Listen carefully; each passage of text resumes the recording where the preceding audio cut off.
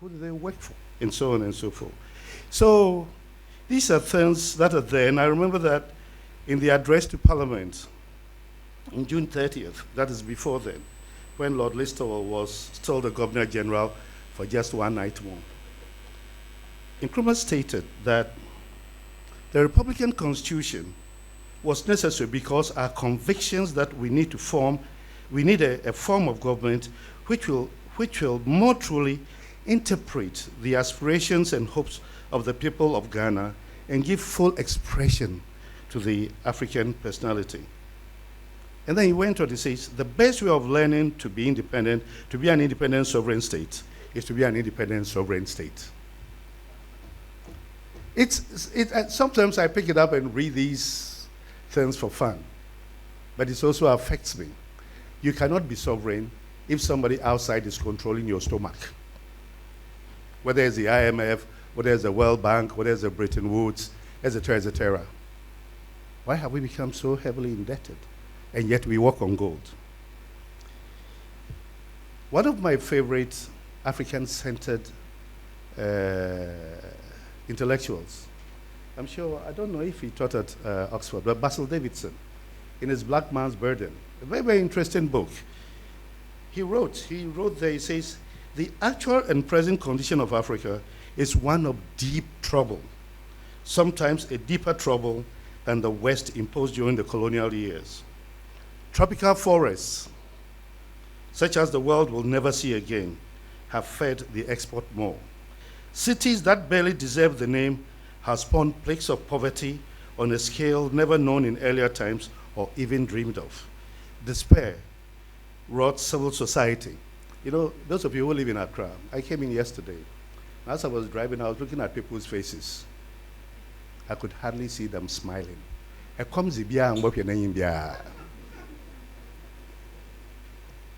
Look, watch, be careful. I mean, steady faces. It's only the girls who were smiling a lot because they knew that somebody would buy something for them. Meanwhile, the developed world, the industrial world, has continued to take its cut of Africa's dwindling wealth. So here is Davidson, a very, very, I don't know how to describe him, but any book he writes, you read. So basically, we've reached the point that when I was told to come, last night I decided to Google this fine gentleman here. And I said, my God, we are in trouble. I saw the volume of books he had written, read some of the reviews. I haven't seen any of his book though, except on Google. But read the reviews, and I said, this topic is worth us listening attentively. He's been knighted by the Queen, so he said, and you know that when you serve British interests, that's when they knight you. Very well. But he teaches in Oxford. And I personally know of how much Oxford contributed around 1958, 1959, 1960 to try to deconstruct colonialism in Africa. These are stories, these are personal stories. And coming from Oxford, it gives me hope. I know that every educational institution carries the culture of the people. But Oxford, I think that has a lot to tell us. So, please, I'm honored. I wish I could have extricated myself from this position of being a chairman and sat there so that I would have had more. But you see, when you are here, you have to be diplomatic. And diplomacy is not a game of chiefs.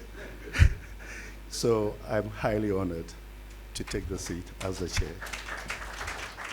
Well, thanks very much for inviting me.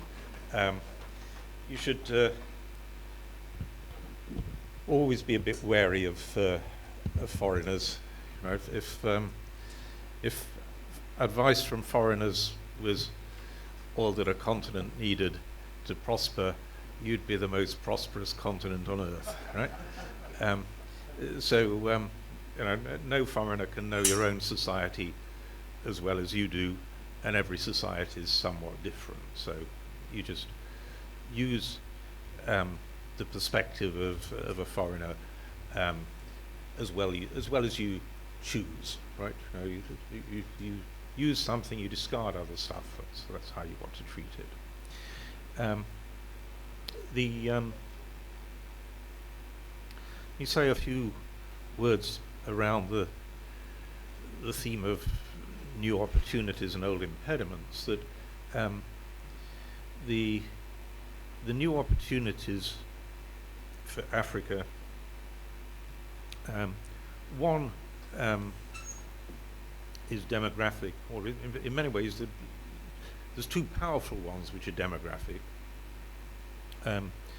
and the rest of the world has basically stopped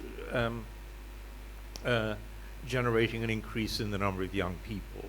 I mean, in China or in Europe, the number of young people is actually falling.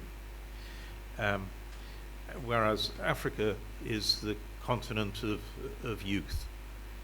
And youth is good at some things and bad at some things.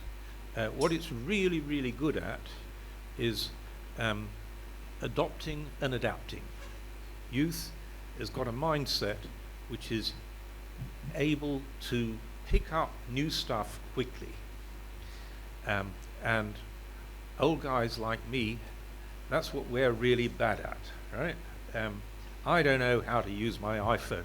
The person in our house who knows how to use it best is my 12-year-old, right?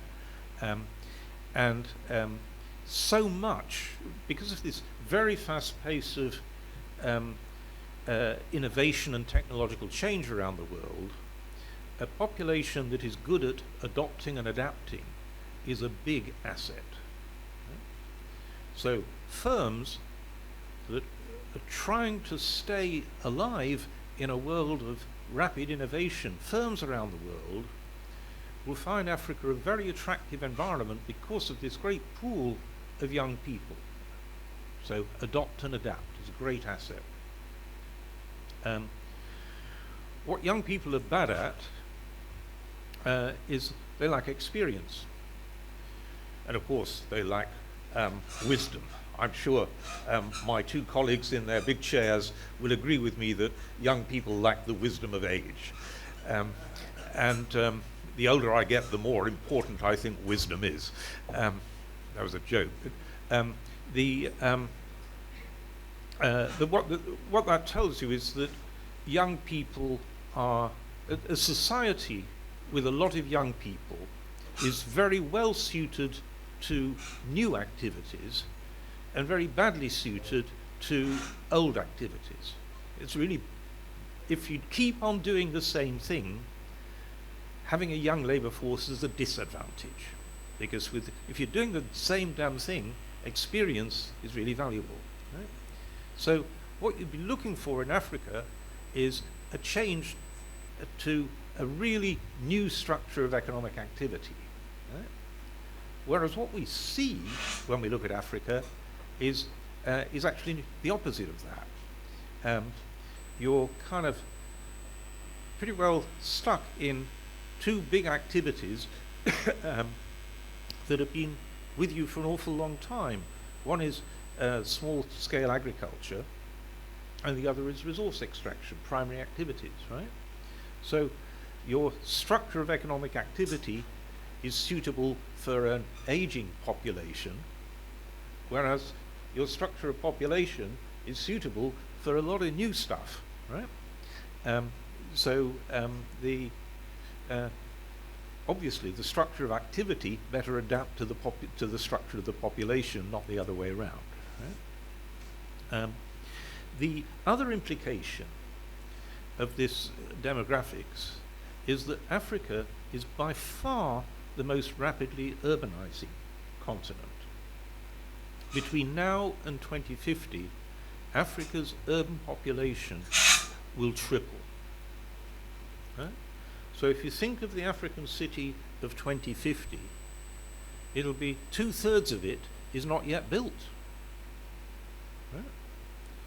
So you've got a massive opportunity and a challenge to build the ideal city of the mid-21st century. Right? So Why is that a big advantage? Because we know that nearly all economic activity actually takes place in cities. Yeah? At least 80% of global economic activity happens in cities. Right? Cities are where you reap the economic gains from scale and specialization. You bring people together and you get the gains of scale and specialization. Now, the rest of the world built its cities 100 years ago. You know, London 100 years ago had a population not very different from what it's got now. Right? So London is basically a late 19th century city. Same with most of the American cities. They're late 19th century cities. And they're going to be functioning in the mid-21st century. Your cities of the mid-21st century will have been built in the period between now and 2050, two-thirds of them. Yeah? So the potential is that you build 21st century cities and then you can outcompete the cities which are basically 19th century cities. Right? So here's the dream.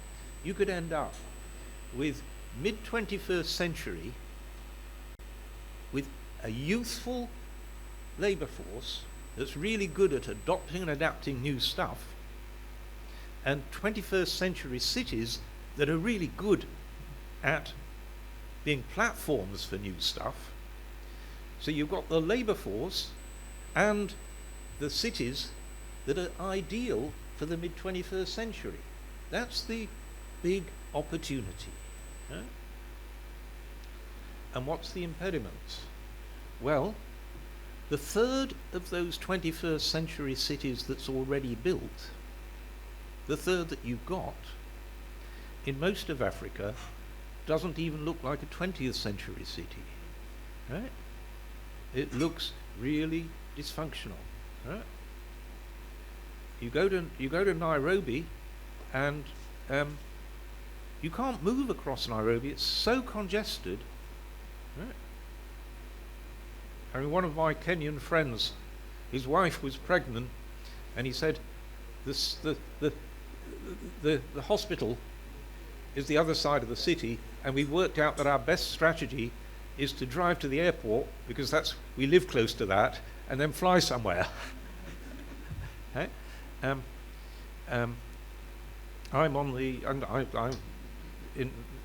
President Kagame of Rwanda has created an advisory council for the city of Kigali, and has made me the chair of that advisory council, and our instructions are make sure that Kigali doesn't end up looking like Dar es Salaam, Nairobi, etc. Right?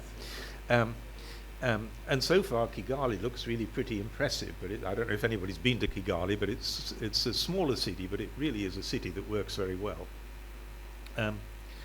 So, the new opportunities, the young population, the process of urbanization, which is over in most of your competitors, but you've still got it ahead, right? So you could end up well ahead of the competition by the middle of the 21st century. And on top of that, certainly here in Ghana, you've got a lot of natural resources. You've just discovered some more. And potentially, those resources can be, which are the story of the past, can be harnessed to build these opportunities for the future. What will you need?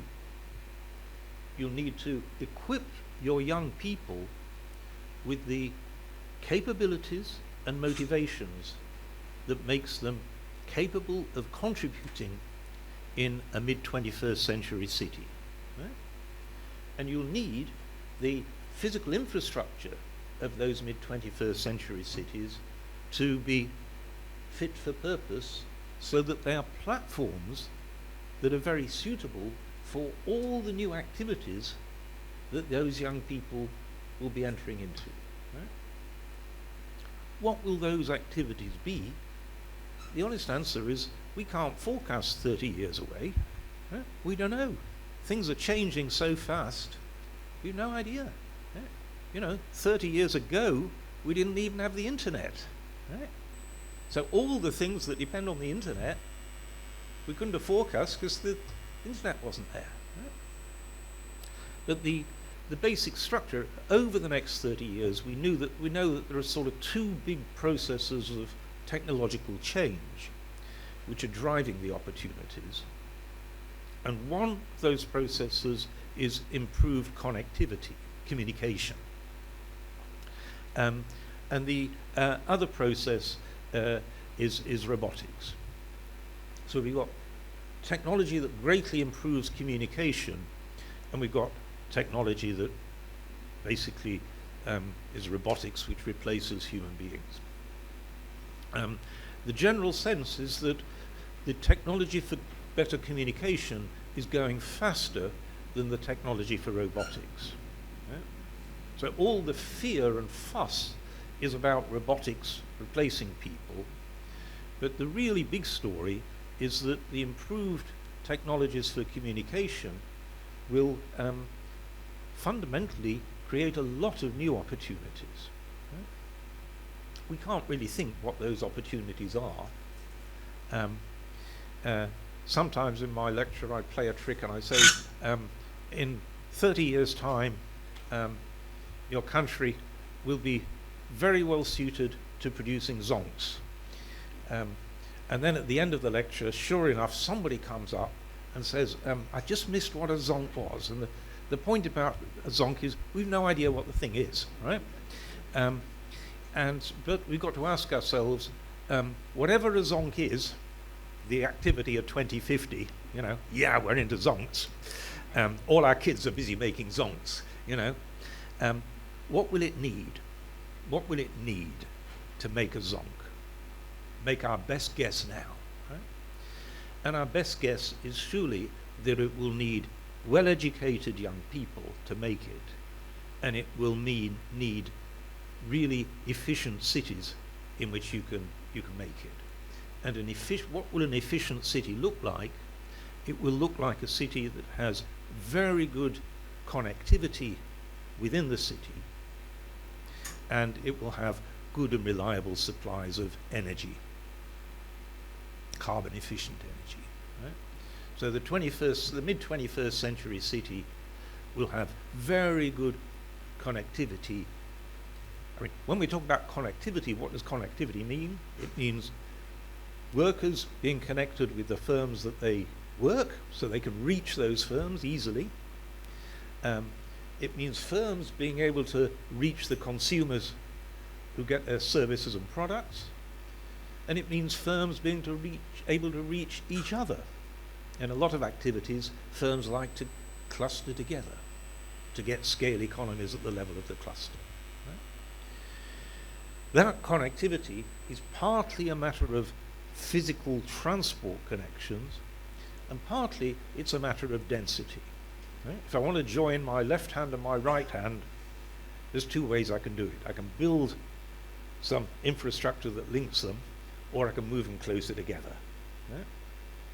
Transport infrastructure does that. Density does that. Right? And an efficient city combines the two. It combines density with good transport. Right? So if you want to have bus rapid transit, or if you want to have a metro, you need a lot of density. Because with bus rapid transit, the costs are the fixed points. You can only have so many stops. And so you need a big catchment area that people can walk to within walking distance of that stop. And that means a lot of people have got to live within walking distance, and that means density. That means building upwards. And all that costs money. Right? The physical connectivity costs money, the building upwards costs money, the transport links cost money, and the provision of carbon efficient energy costs money. So building those 21st century cities is expensive. Yeah? Similarly, equipping a young person with the skills and motivation to be productive in the mid-21st century is going to be an expensive process of investing in education. Yeah? So the challenge is to generate a lot of savings that can generate investment in those two things, the infrastructure for connectivity and energy and the education of the labour force. So that's the challenge of financing all that when you're still a poor country. And how can you do it? Partly, it is unfortunately true that you just can't finance that on a tax revenue which is only 12% of GDP. You just can't. Right? In order to do all that, the education and the infrastructure for an efficient city, you will need an effective state. There is absolutely no way around it. Right? There is no example on earth of a society developing, first of all, without urbanization, but secondly, more importantly, without an effective state. And effective states cost money. Yeah?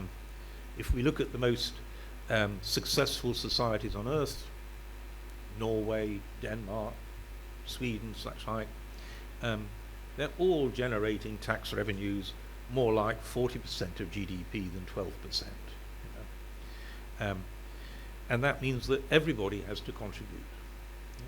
So I'll come to that later in the talk. What politically does it mean? But you've got one advantage in getting your tax revenues up, and that is your natural resources. Because if you're poor and start without natural resources, then unfortunately the only way of getting your investment up is to get your consumption down, and that's really painful if you're poor. With natural resources, you've got a chance of getting your investment up without reducing your consumption, as long as you put the natural resource income, first you've got to capture that income, and then you've got to use it for savings and investment. So let me turn to that. And let me start talking about taxation. And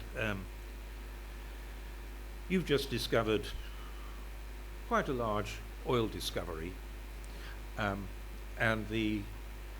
that's good news, not just because of that discovery, but because it suggests there'll be interest in trying to discover more. That's good. Huh? And the challenge is then to capture the value of both the oil you've got and the oil that you might still find, without killing the whole process of discovery. Right?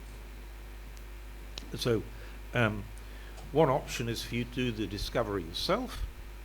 In the end, that's what Norway did. It actually built a state-owned oil company called Statoil. But Norway had a lot of oil and not very many people. It turned out to be a very good idea, building a big oil sector with a state-owned oil company. So I'm not at all hostile to that strategy. I think it worked very well in Norway. At the other extreme, if you haven't got much oil and you find a small oil field, it's crazy to build up your own capacity in oil. You just want somebody else to come and get it out of the ground for you. And the important thing is then you use that oil for something else, not try and build an industry which is then going to collapse as soon as you run out of oil. And where are you? You're somewhere in the middle, I suppose. Relative to your whole economy, oil's still pretty small. Even your discovery, it's billed as the biggest oil discovery in Africa, but it's actually pretty small. Let's just put it in perspective. Oil discoveries have the potential to be really quite dangerous because they get people overexcited. And I've noticed that, whilst I've been here, all that anybody wants to talk about is oil. And that really is a mistake. So let me put the oil discovery in perspective. It's about 600 million barrels. Whenever you hear the phrase millions and billions, everybody's eyes glaze over, because all it means is a lot. Right? And one of the important functions, I believe, of a think tank, an economic think tank such as IEA, is actually to convert these sort of numbers into something that people can just get their minds around. Right? So let me try and sort of help you in that process. This is how I thought of it. So the first thing I thought, right, 600 million barrels. How many people are there in Ghana? Well, it's very convenient. There are 30 million of you. And so all you have to do is divide 600 million by 30 million. Well, you can forget the millions on each side, right? So it's divide 600 by 30, which gives you 20. Right? So every person in Ghana has got 20 barrels of oil. Right? Well, that's not bad. I grew up in the north of England, where we would say, oh, it's better than a slap in the face with a wet fish, right? And it is. But that 20 barrels of oil is actually going to be extracted over the course of the next 20 years. So that's also some quite easy maths. It's 1 barrel of oil each per year, right? You got it? 1 barrel of oil each per year, right? So that's what you've discovered, right? I know the papers like to report it as the largest field in Africa and 600 million barrels of, and it sounds all very grand. It's 1 barrel of oil each per year for the next 20 years, and then it's gone, right? Now, what's 1 barrel of oil going to be worth for you? Well, that depends upon how effective your tax design is, but we're looking at over the period of the next 20 years. On the whole, I think oil prices will come down. And one of the reasons for that is global warming, electric cars. I'm advising some of the big Middle East countries, and I can tell you they're concerned to develop strategies for, as it were, life beyond big oil ramps, really. And so if I had to put a number on what's a sensible amount you can get for the typical barrel that you get out, covering all the costs and so on, maybe on average it's going to be, I don't know, $30, $40, I don't know, something like that. So each of you per year for the next 20 years will be getting $30 to $40 a year from selling your barrel of oil, right? So that's about, it's a bit less than $1 a week. It's about 10 cents a day, right? So that's what you've found, right? You've found every Ghanaian for the next 20 years gets an extra 10 cents a day, right? Now, if that had been the headline in the newspaper, actually, it wouldn't have been the headline in the newspaper, right? It would have been reported somewhere on page 5 as we're all 10 cents a day better off, right? And we certainly wouldn't have got really excited about it. Now, I don't want to overstate this. I just want to say it's not that you're suddenly rich and don't need to work anymore. Yeah? When the Tanzanians discovered gas in 2012,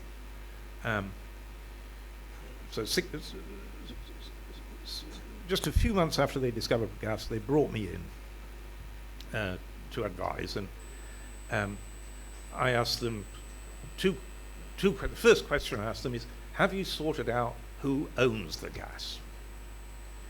And they said, don't be stupid, you've forgotten. All this is settled. Nyerere did all that for us. We all think of ourselves as Tanzanians. We all know it belongs to all of us. And the chief secretary of the cabinet, the head of the civil service, tells me, in retrospect, that was our biggest single mistake. We didn't listen to you at the time. Because 4 months later, like your oil, it was offshore. It was offshore of a little district called Mtwara. And 4 months after I flew in and asked that question, they had riots in Mtwara, 4 dead, which is very unusual for Tanzania. And the slogan in Mtwara was, it's Mtwara's oil. And the rumor that went round in Mtwara was, we're rich, we don't need to work anymore. Right? So, let's kill that once and for all in Ghana. It belongs, we'll come to who it belongs to, but you're not rich, you don't have to work anymore. That's just, right, a great misunderstanding of what that oil's worth for you. 10 cents a day each, right? Not transformation. It does, however, constitute quite big money if you pool all those 10 cents for 20 years and spend it wisely on the things I've mentioned, right? Build education for the future and build infrastructure to make these cities work, right?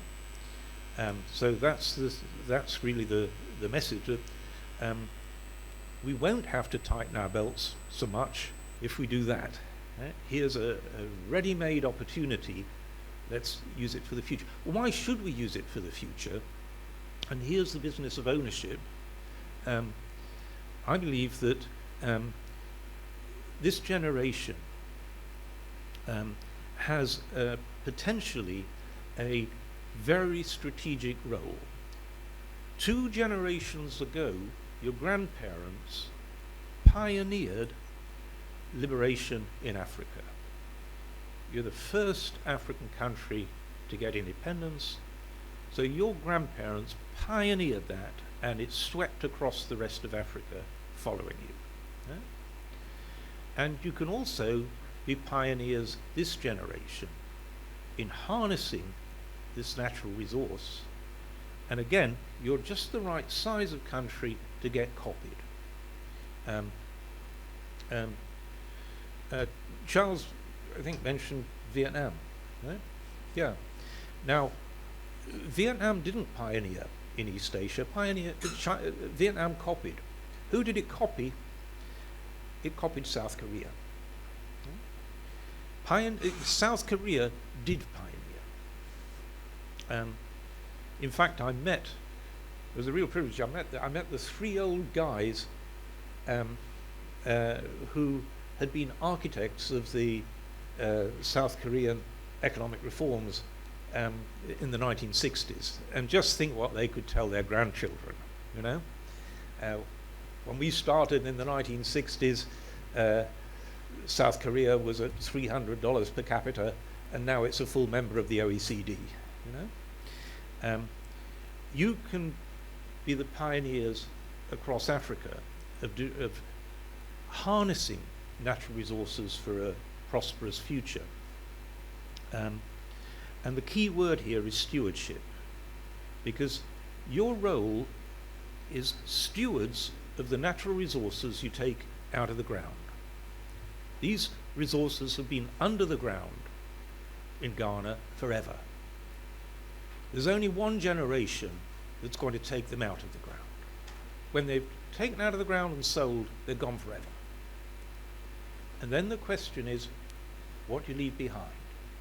Right? The mistakes of the past, you don't have to look far down the coast to see these mistakes, right? The mistakes of the past is you take them out of the ground. Not only do you take them out of the ground, but you use them as collateral to borrow a load of money internationally, so you gear it all up. and then you spend it on a party. And for some reason, I've just thought of the phrase, nobody knows how to party like the Nigerians. But it's not that I was thinking of the Nigerians when I talked about, yes, all right, so this is what Nigeria did, right? They discovered the oil, they borrowed billions, and they spent it on an unsustainable level of consumption. Right? And that's left a legacy of indebtedness and really continued poverty. So don't do that. Right? Don't do that. Don't borrow on the strength of the oil and spend it on consumption. Nigeria was not the only country to do that. It's actually disturbingly common. I was in Zambia on the copper belt a few years ago. I remember an old Zambian guy saying to me, when the copper runs out in Zambia, what are our children going to say about us? Because we've spent all this copper money, and what is there to show for it? You know? And Zambia, at the I was just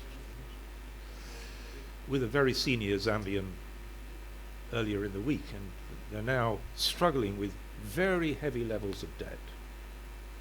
So they're back in a difficulty.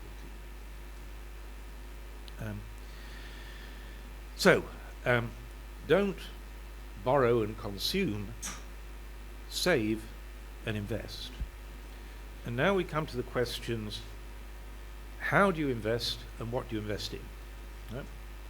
I've sort of told you what I think you should invest in. Prepare for zonks, yeah? The education and the cities.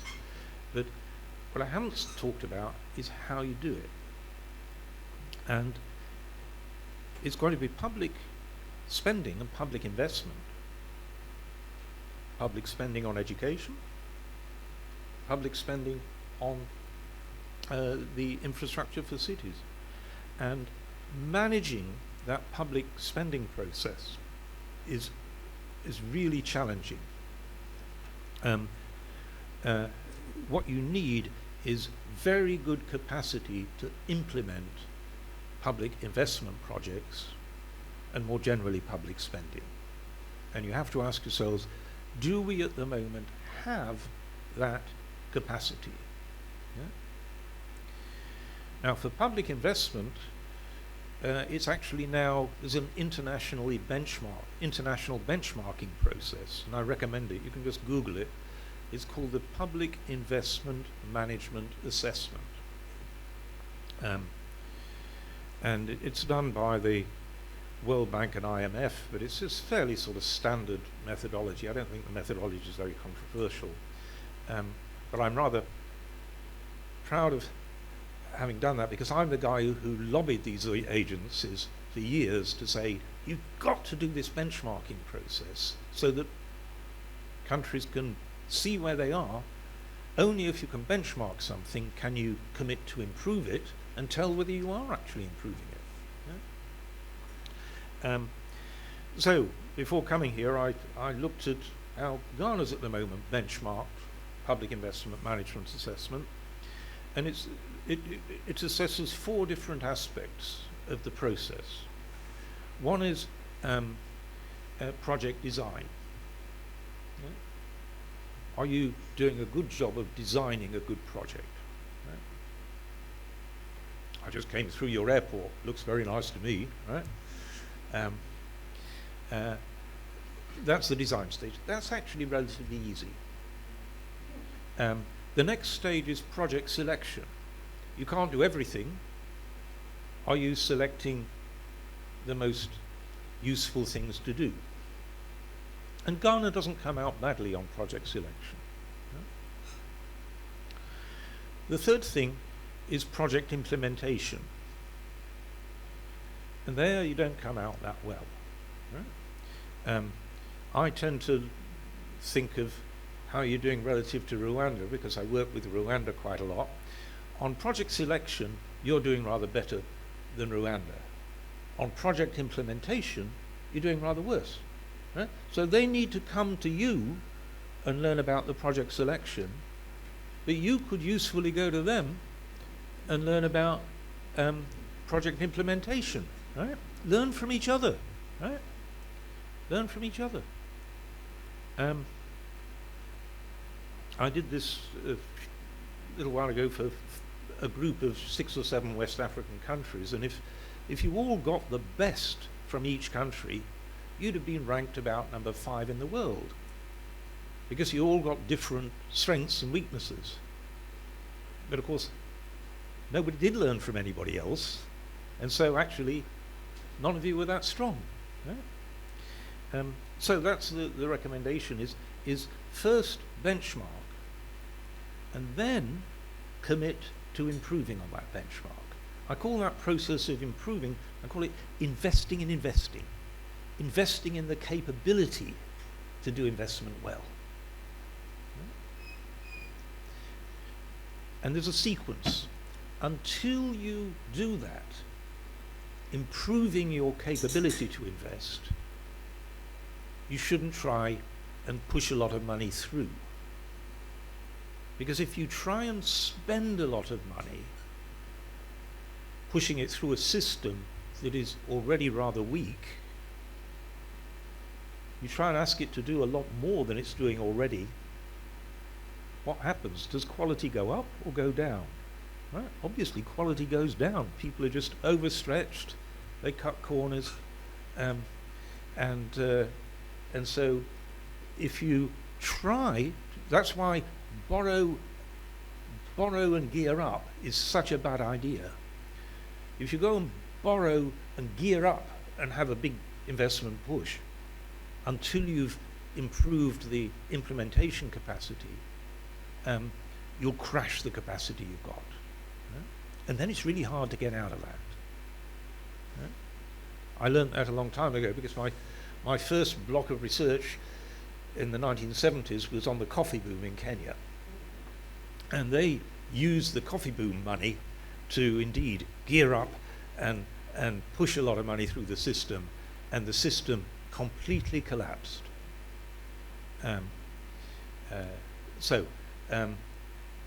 Just reverse that sequence. Improve first.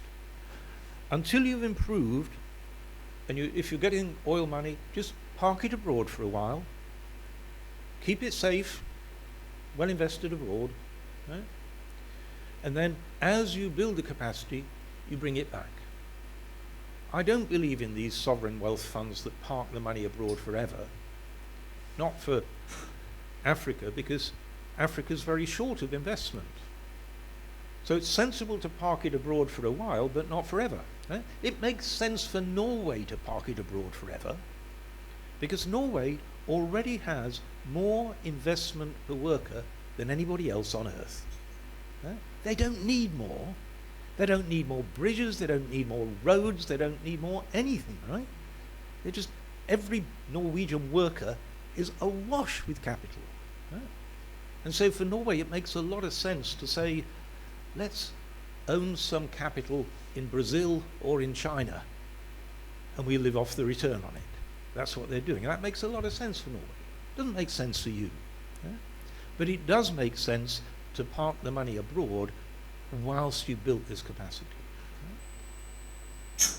It also makes sense for you sometimes to park money abroad, because you're riding a tiger with oil prices. Oil prices go up and they go down in a way that we can't predict. Right? If you look at the last 10 years, oil prices have ranged from $147 to $27. Now, if the costs of extraction are a fairly constant amount of kind of $10, that means the potential rents on the oil have gone from 137 to 17. Right? And then you imagine you've got to set an annual budget. And what you don't want is 1 year revenues to be way up there and your spending's up there, and another year spending's right down here. If you try and just let spending follow revenues, your spending will be wild when it's up here, throwing money away, and will crash when revenues are low. You'll just end up with a lot of projects that you can't finish. And uncompleted projects, the return on uncompleted projects, 0. Right? So, there are 2 ways of smoothing spending in the face of these volatile and unpredictable revenues. And the sensible thing is to do a bit of both of them. Right? One is to do what Chile does. Chile, it's not oil, but it's copper, but it's exactly the same problem. It goes all over the place in price. Right? And so what Chile does is get a bunch of independent experts, has to be independent of government, obviously, and they do their best estimate of what the long-term copper price is. And then each year they say, okay, this year the actual copper price is above the long-term, you've got to save it all. Everything above that long-term price, you save. And then if the price is below the long-term price, you say, okay, we can still keep spending as long as you've got some money saved. Right? One of the problems with that is you've got to start off when the price is above the long-term price so that you start saving. Right?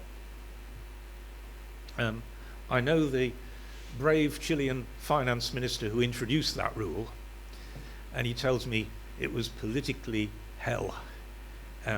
Because there he was saying, yes, I know the copper price is high and the revenues are big, but we're not going to spend it all.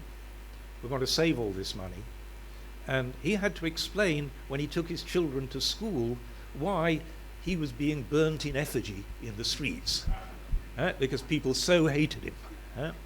He said, I was saved, thank goodness for the global economic crisis of 2009, because that crashed the copper price just in time, and within 6 months I moved from being the national villain to the national hero.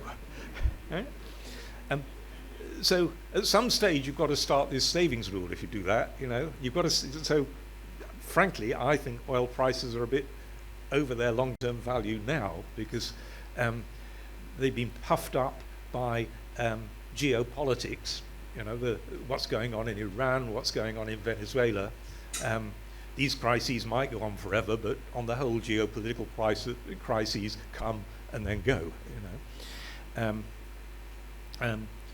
But the other approach, and as I say, you can use both, they're not alternatives. The other approach doesn't require you to start with a load of savings.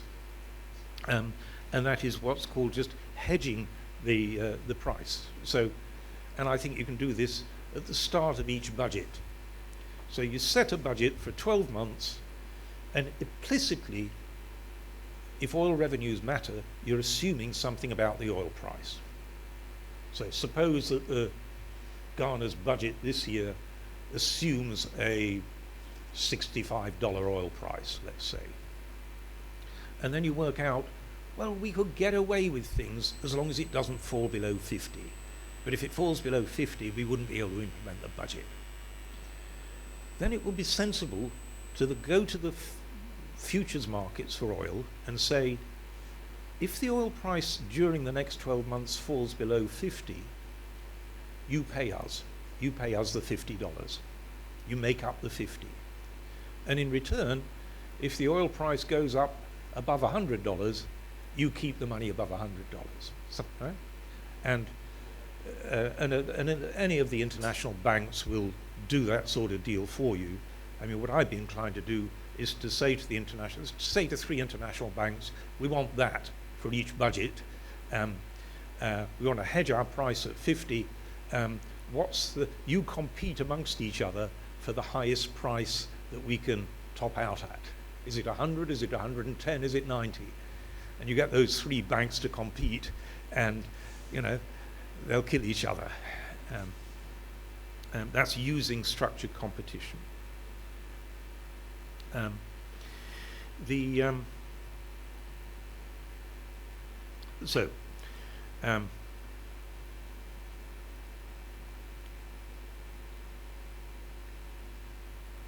me move on from how you smooth and how you park and how you let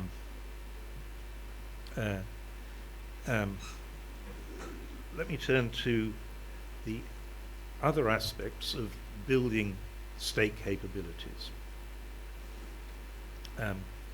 So a state is made up of 3 core components, and one is tax. Well, I've talked about a little bit about oil taxation. I just want to talk a little bit more about oil taxation, I think.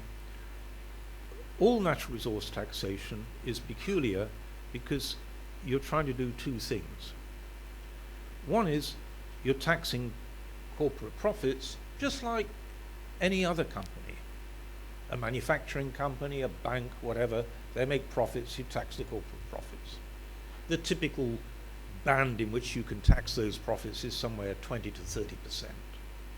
And that's common around the world.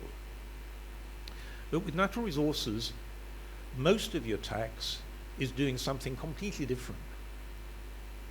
It's actually trying to get back to yourselves the ownership of the natural resource.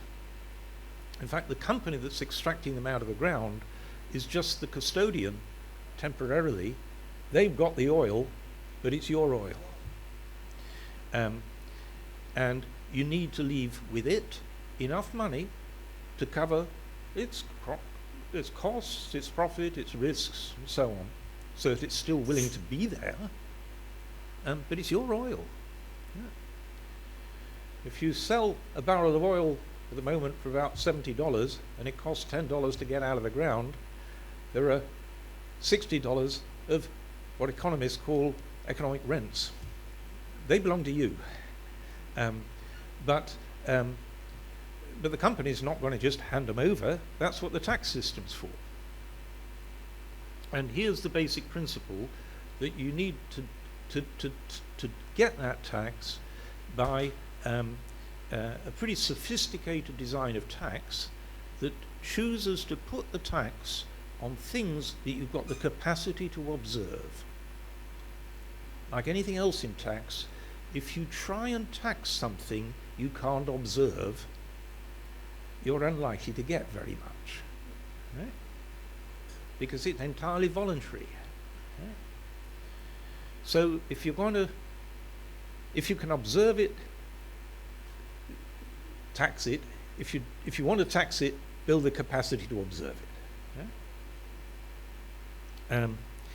And I'll just give you a little flavour of why that's difficult. And it's a problem that's not unique to Africa, but it's much more severe in Africa than anywhere else. And this is known as the problem of base erosion and profits shifting. And there's a whole block of work on this in the OECD now. And the OECD is working with you very well to try and do something about this. Right? But the nature of the problem is that it's easy for a company to move profits from one subsidiary to another subsidiary. I told the people at lunch how I explained to, in fact, so I was brought in by David Cameron to advise on the British G8 in 2013. And just at that time, the Starbucks coffee company became a scandal in Britain. And the scandal was that they'd sold about 10 billion cups of coffee and paid no tax. And the reason they'd paid no tax was they hadn't made any profit. So, as far as we could see, Starbucks was run as a sort of charity to provide coffee for the British public. Seemed, very generous of them. Except that the Starbucks UK was a subsidiary, and Starbucks had another subsidiary, which was Starbucks Netherlands Antilles. And Starbucks Netherlands Antilles actually didn't produce any coffee. In fact, it didn't produce anything at all, but it had the legal rights, conferred by Starbucks Global in Seattle. So Starbucks Global had given the rights to the name Starbucks that was used on the coffee cups in Britain. So the right to the name Starbucks was held by the Netherlands Antilles Starbucks. So the British Starbucks put the name Starbucks on each coffee cup when it sold to the customer, but it had to pay Starbucks Netherlands Antilles for the right to put the name Starbucks on, and that's why Starbucks UK didn't make any money. No? Well, that seems fair enough, doesn't it? As Starbucks very indignantly said, we pay all corporate tax due everywhere, which was true. There wasn't any tax due in Britain because they weren't making any profits, and they paid all the tax due in the Netherlands Antilles. What they didn't say was that since the corporate tax rate in the Netherlands Antilles was 0, that was 0. Right? So Starbucks had entirely shifted its structure of profits so that it didn't pay any tax, right? And it just left the profits in the Netherlands Antilles, waiting until there would be a president like Trump who then said, as long as you bring it back, we won't tax it, right? So it was a clever anticipation, right? So I explained that to David Cameron, who was suitably outraged. And that's why he started a campaign to have proper taxation. And the OECD has taken that much further, and is still taking it a lot further. So that is a winnable fight, but as I explained to Mr. Cameron, if you think that's a problem for you with Starbucks, and the British Treasury hasn't noticed this for 10 years, just think what this is like for an African Ministry of Finance. Right? So that's why you need to build specialist capacity in your tax system that actually understands the economics of oil extraction well enough to be able to spot that. And of course, the more capacity you've got, the more honest the oil companies will be. Right? They won't try the games if there's a danger that they'll be spotted. So that's the tax. We'll just briefly touch on non-oil taxes because it is very important that you get that tax take up from 12%. It needs to get a lot more than 12%. And who should be contributing? Well, the most successful people in the society. Basically, everybody needs to contribute, and the cultural norm should be basically pride in having been fortunate enough to be successful, and therefore accepting the obligation to contribute to people who are less successful. Right? You need the sense of the big we, and I'll come to that in a little bit.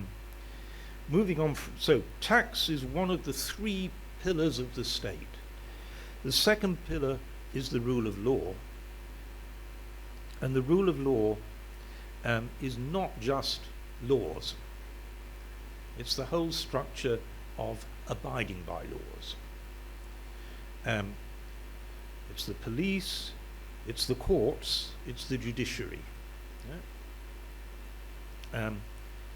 And it's establishing vital components that make the law feasible.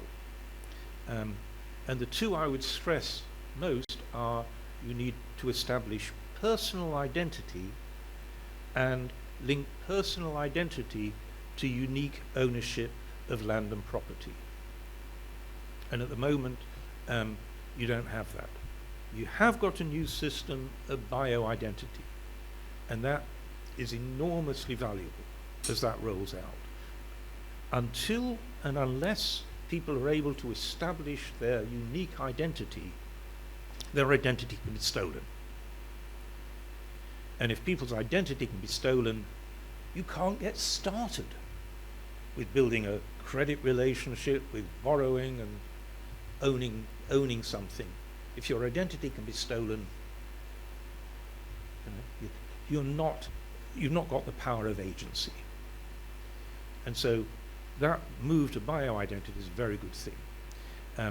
That needs to be matched with linking it to unique identifiers of property and land.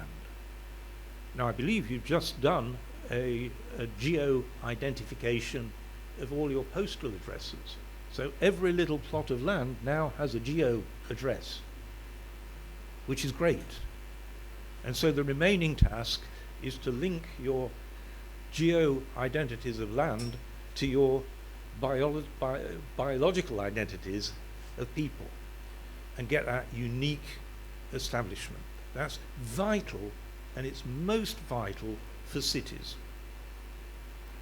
Earlier today I was with the mayor of Accra, and we were discussing this. Remember, an efficient 21st century city will have density. Density means building up. It doesn't mean building skyscrapers, but it means building more than a shack. 3-story, 4-story, 5-story. That's the sort of city of the future. Right? And that means people have got to be confident enough of their ownership of land that they actually can invest in building on that land. Yeah.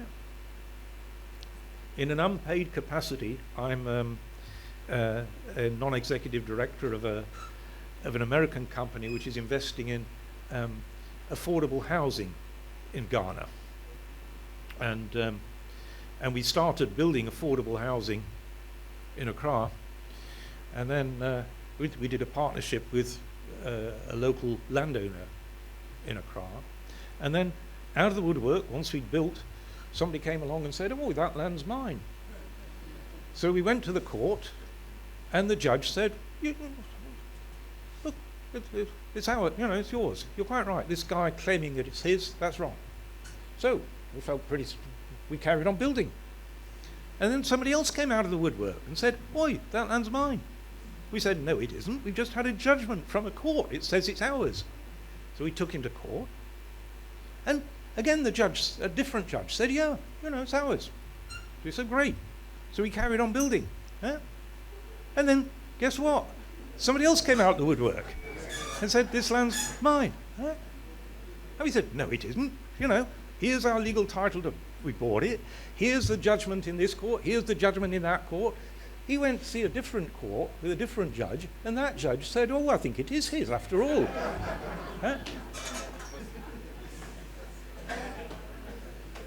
Now,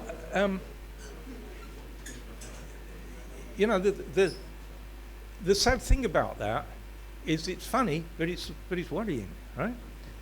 This company, this startup, run by a formidable African-American woman, fantastic, and she has just managed, for the first time ever, this is an entirely Africa-dedicated company, and for the first time ever, she's managed to break in to get an American pension fund to invest in the company. Right? Now, why is that big news? Because American pension funds have trillions of dollars, right? This is the real oil field. If you can break into American pension funds, you're all rich. You don't have to work anymore, right? But of course, if I told that story to the American pension fund, might not have been so easy, right? So this is a problem that needs fixing quickly, right? It's a fixable problem. Now you can identify people with bio, you can identify land, you just need a simple process that links the one to the other. And again, you can learn from Rwanda. Don't learn from the World Bank, right? I used to be director of research for the World Bank, don't, right? The World Bank advised Dar es Salaam how to do it, and Dar es Salaam, the World Bank advised, oh, well, you need fully qualified surveyors and you need judges in courts and you need lawyers, and it costs $3,000 a plot and took forever, right? The Rwandans knew they couldn't afford that, so they trained up lightly some some para-surveyors who knew the basics of surveying. You could do that very cheaply. And then they sent those guys in to Kigali and said, go and talk to the community. And so they gathered people around in the community and said, who owns this piece of land and what is its boundaries? And they talked with all the community. You know, the community followed them around as the surveyors went around, and the surveyors then just drew the map. It was done very quickly. It cost $6 a plot. Yeah. So there's affordable technologies, and once you've done that, you're in business of investment in density. The American pension funds will put money in. They'll build the affordable housing that gives you livable accommodation combined with enough density to do bus rapid transit and that sort of stuff. Right? I'm going to have to draw to a close, but let me close with one really important thing, which is the politics of all this. And the politics of all this is that governments in Africa, just as governments everywhere else, need to establish trust. Around the world, we've seen a collapse of trust in government, most spectacularly in Europe and North America. But there's also a lot less trust of government in Africa than will be healthy. And so suppose you're a government that knows that it's not really got the trust of a lot of citizens. Some citizens trust it, but not enough. What do you do? Well, what you do not do is stand at a podium and say, trust me. Why not? Because if you were the crook they fear, what would you do? You'd stand at a podium and say, trust me. So you've got to do something that the crook they suspect you of being just would not do. There's a whole economic theory of that. It's called signaling. Mike Spence got a Nobel Prize for it, right? So what is an effective signal for establishing trust in government? It's something that is going to cost you. It's something you'd probably rather not do, but it's something that, if you were the crook they think you are, would be so costly for you, you wouldn't do it. And there are various things. One is real transparency. So we're doing these resource contracts. How are we conducting them? Well, if it's a public auction, a lot of that can be in the public domain. You don't have to trust me because I've got a process where I can't cheat. I'm very delighted that the government has established what's called a Fiscal Council. I think that's absolutely great. And at the moment, the Fiscal Council, so first of all, it's chaired by my friend Paul Acquah, for whom I have very high respect. I've worked with him, and we did a joint evaluation of the IMF a couple of years ago. He had 25 years in the IMF. He ended up as a director in the IMF.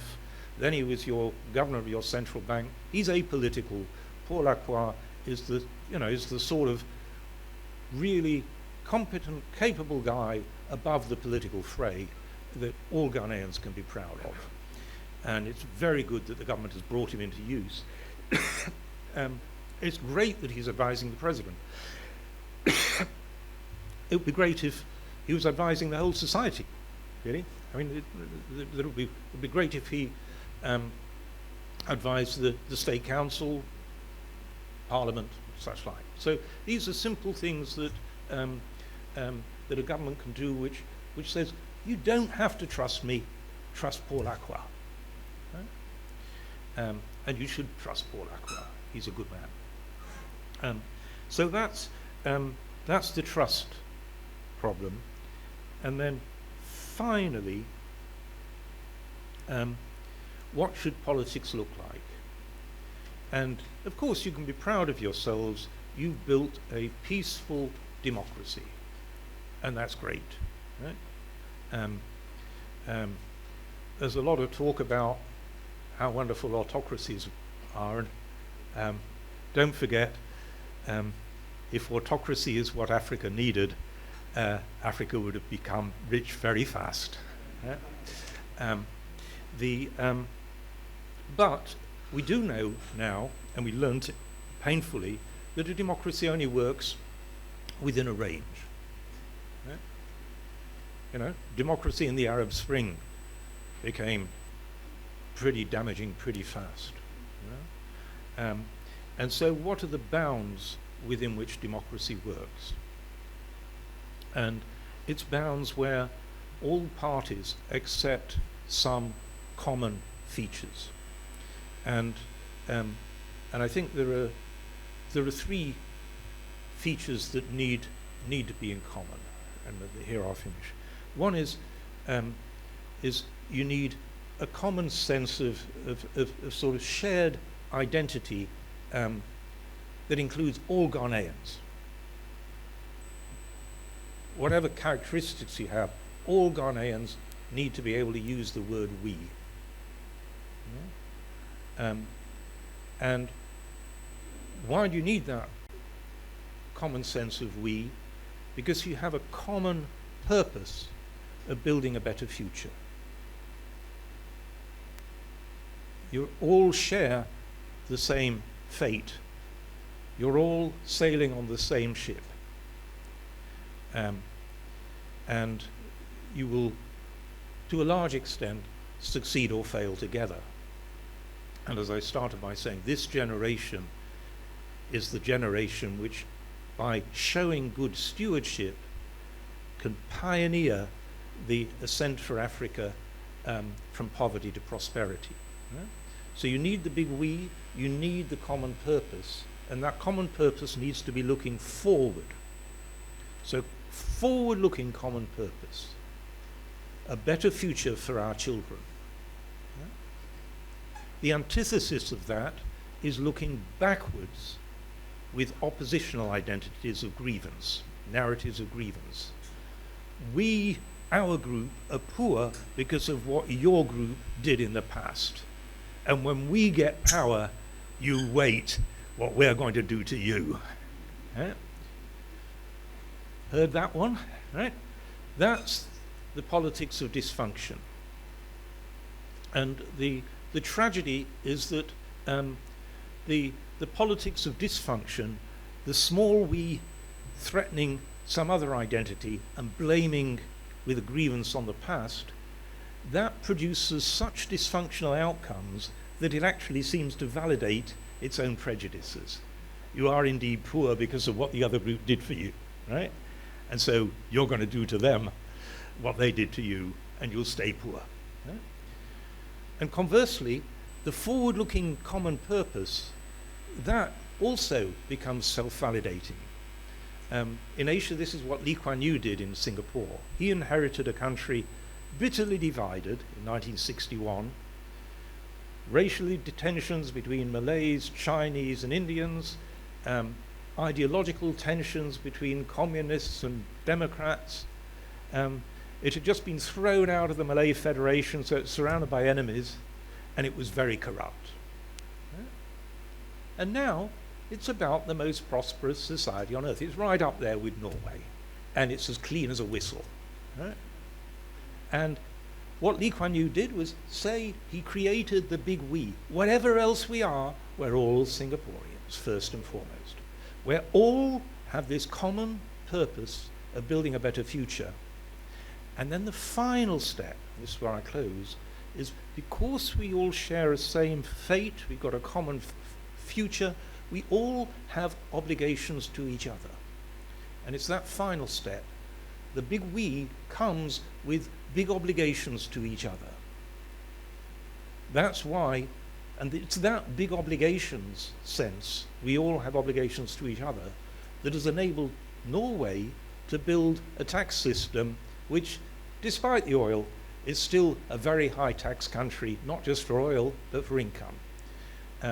So, obligations to each other, the big we, the forward-looking agenda of common purpose, and the mutual obligations. Thank you very much.